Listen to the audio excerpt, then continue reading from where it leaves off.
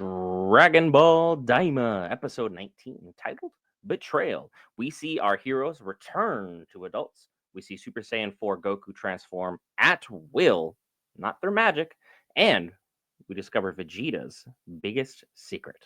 All that and more after this.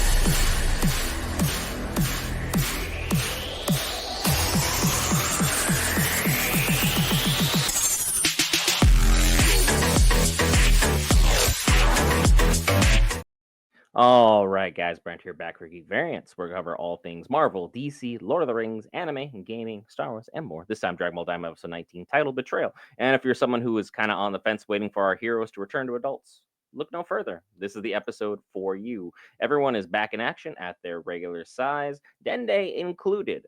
As well, we have tons of action from the opening bell all the way till the very end of this episode. So if you're someone who's a fan of the action, this one is for you. But let's kind of get back into some of the interesting things I found throughout this episode.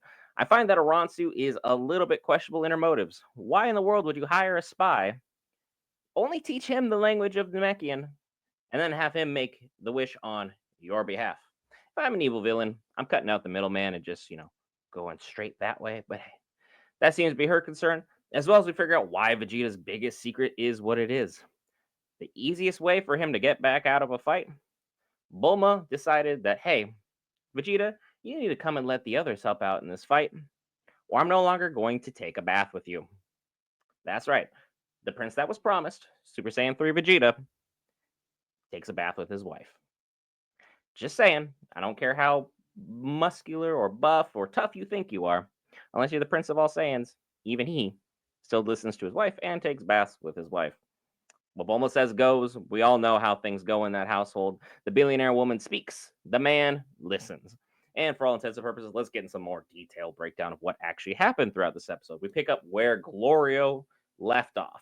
We had him make his wish, and he was speaking Namekian to the dragon. Some people actually know Namekian. It is a made-up language. I don't speak it.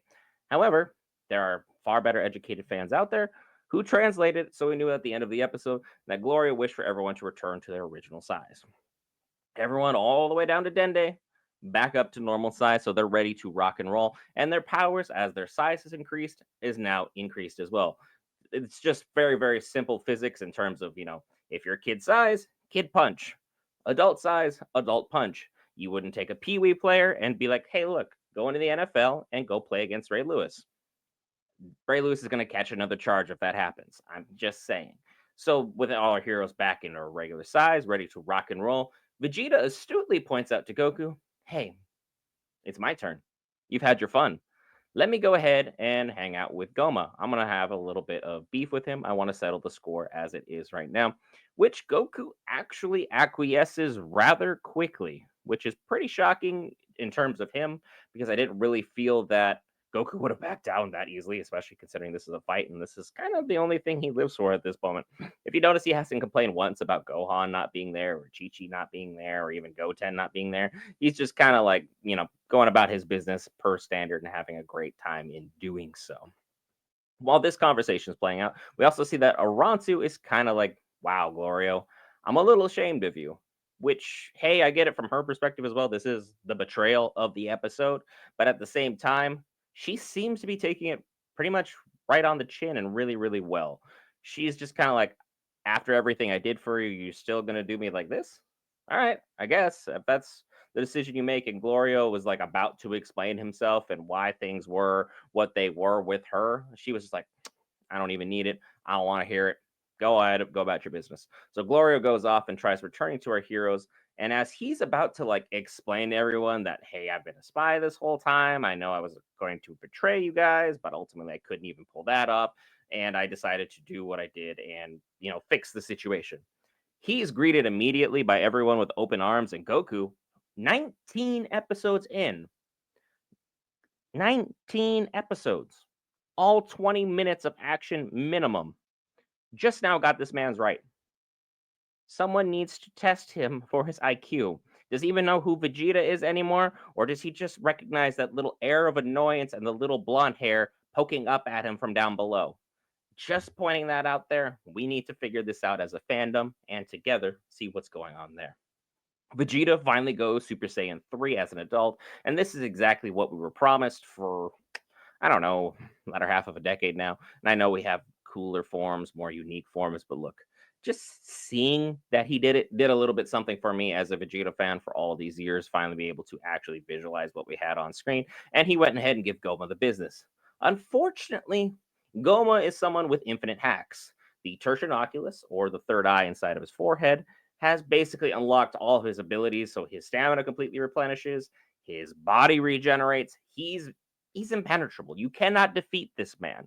No matter what happens to him, he just returns back to square one as if nothing happened. And everyone around him who's been taking damage from him, even though they got restored to their actual size, their stamina and their bodies are still badly damaged. So things are in a very, very bad spot for our heroes as they've been taking a good amount of abuse from everybody all the way throughout.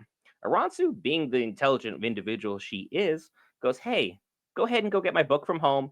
I think I can figure out what's going on here because Aburo was able to pull out that eye at will.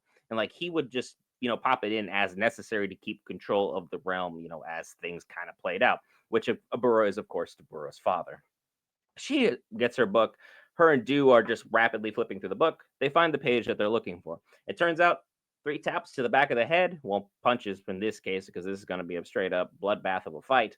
That 3 taps to the back of the dome, next thing you know, the eyeball will pop out. So that'll basically reduce Goma back to nothing, and we'll be back to square one where we can have a brand new Demon King and Demon Realm can be properly controlled the way that it should be, not the way that Goma is going about and doing his business. Goku learns this and literally looks at Piccolo and is like, "Look, I'll fight. You hit him in the head." Which Piccolo actually side eyes him like, "Is this boy crazy?" Because Goku's never been one to be like, "All right, cool, we're gonna just tap in and out now." Like I don't think we can do this on our own. But Piccolo, being as smart as he is, doesn't have time for these questions. He just literally is like, "Okay, dude, if that's what you want to do." And Piccolo, being absolutely no slouch in the arena himself, decides, "Hey, let's go ahead and help." And they go up to Vegeta and be like, "Hey, can we tap in?" Vegeta's, of course, being the prideful Saiyan that he is, says, "No, I would rather die than tap out." And then Bulma's like, "Shut up, everyone. I've got this." She steps forward and says, "Vegeta, let the others fight, or I'll never take a bath with you again." Vegeta retreats so fast, he was literally like this far away from being hit by Goma, and he retreated all the way back, unpowered up, crossed his arms, and said, "Fine, we can all do this together." That fast. This woman knows her man to the umpteenth degree. She knows what makes him go, what makes him tick, and what makes him work. People are like, "Why does this marriage work?" Because they just know each other intimately in a way that Chi Chi and Goku would never. But at the end of the day, hey, everyone seems to be happy. And then Goku decides, you know what? I'll go Super Saiyan 3 too, because Vegeta went ahead and did it. And Vegeta's like, "Okay, cool. I can do that. That's not impressive to me anymore." In which case, Goku rips off his shirt, starts screaming, and hits Super Saiyan 4 at will. And may I just be so bold as to say, for those of you who made it this far in the video, I do not like the way Super Saiyan 4 looks. Small, tall, medium, whatever. Don't like it. Never been here for it. But at the same time, Goku Super Saiyan 4 now, and his battle with Goma will take place next week with the help of Piccolo, who we finally get to see in action as he's been basically sidelined this entire series.